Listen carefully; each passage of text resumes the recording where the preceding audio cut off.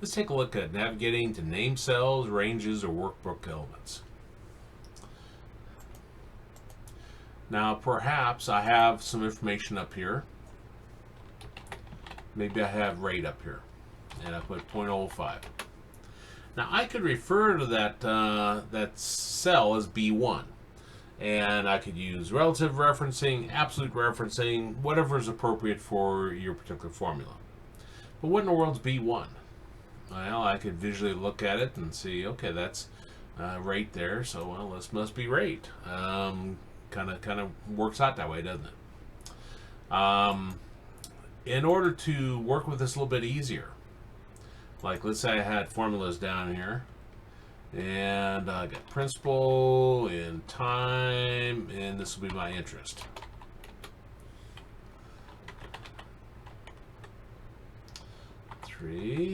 And let's say I got simple interest. So I got interest equal to principal times rate times time.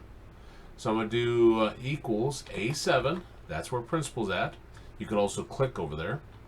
Times my rate, B1, times, and then B7. And then if I press enter, that'll work. But I'm looking at this, and again, if I have this cell chose, I click up here, it will show me the formula.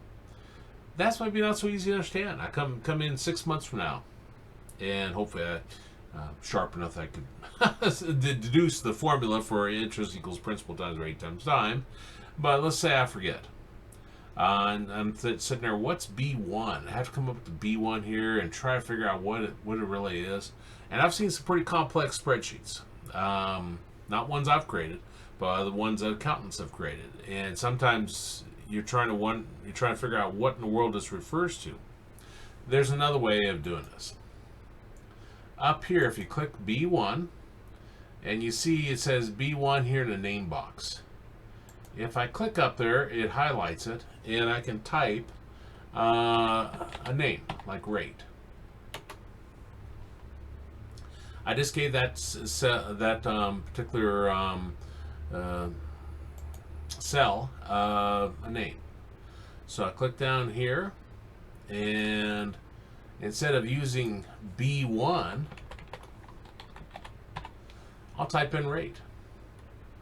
Rate looks like a reserved word, so that might have been a bad choice. But let's have it all lowercase, see if it works. And it still works. And now it actually says rate. Now if I come down here and have 2004 here, and I fill down this formula, and then I click this one, you see it says rate. So the problem with absolute versus relative referencing, when you use name cells, you can get around that. Problem is, sometimes you get too many name cells, it's hard to keep track of it. You need to have some kind of standard of your naming so you can easily locate them and so forth. Because if you have 100 name cells, cycling through the 100 trying to find out which one you wanted would be a challenge. Okay, now that's a benefit of a name cell. Now there's also another way you can do it. So let's put time up here. If you go over to the formulas, then there's a name manager over here, and there's a defined name here. And if I have this cell chose, then if I click the defined name, you can actually put a name here. And I guess it assumes I want it to be called time, since time is to the left of it. That's not a bad assumption. And then if I click OK. Now, this isn't a video about everything to do with name cells, but I do want to mention one other thing. If I have a range, like if I have all my data down here, a name cell does not have to be a single cell. You can have a group of cells, ranges. So if I click on A7 and drag and highlight all those, Then up here in the A7, I'll click up there and I'll type in like my data and press enter. So I just gave all of this a name. Now in general, when you come up here to that F5 in my case, this name box, you can do the drop down and you'll see your named cells, named ranges, named elements, whatever it might be. And if you choose it, it'll take you to that. So it'll take you to time.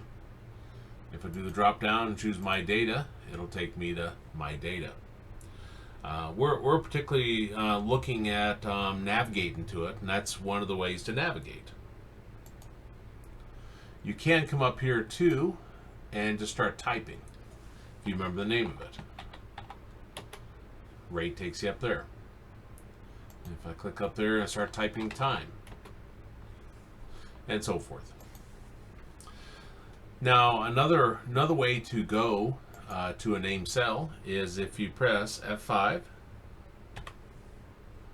it'll pop up this little go-to box, and you have a list here. Again, assuming you don't have 500 named cells, I suppose you could go really crazy with it. Then you can maybe eyeball which one you want. You click it and then click OK. Now it'll take you to it. If I click F5 and I start typing my name, like rate, and then press enter, it'll take you up there. Now that's, again, F5 is the second way of going to it. First one was using our name box up here and doing the drop down. Another way is if you go to the formulas tab and you go to the name manager over here, the define names. Then if you choose a name manager, it pops up with this, and this gives you a lot more. This isn't necessarily, again, everything to do with named cells, is just navigating to them. But you can come up here and you can actually change it, and you can delete them. You can do a new up here. You can come do a new and actually type in the information. So if I choose rate up here, and let me double click that. See, it comes over here and comes that, brings up that, and I can change it. That's probably about all I want to show on that. If you do the little up arrow over here, then that'll collapse that, so you can just type in the cell. If you're used to Excel, you're used to seeing that. Let's go to the name manager here, and you see this create from selection. That's where if you have something selected, the using formula. Again, our goal is not to go into every detail about it. We already saw the benefit of using the formula down here. And here's the define name where you can manually define that. Now, the named cells, named ranges, and so forth becomes quite useful when you got complicated formulas. If I'm looking at this, I know what rate is. It's my rate. If I had B1 there, I would not know what that is. Anyway, I'm not going to show the using formula, but if you're having a formula, this is another way to navigate to the names. And this right here is where you can, I suppose, navigate to it and change different items about it. So it's not the same as the other ones where you go to it. Now, if I'm back at the home, you see there's a find and select over here. If I do the find and select, this is where you choose to go to. Now, this is not meant to actually edit it or do any of the properties. This is meant to go to it. If you choose to go to, see how this pops up with the F5, the same windows we did before. And then I can click that and choose OK, and it goes to that. So, lots of different ways you can refer to it. You can change it.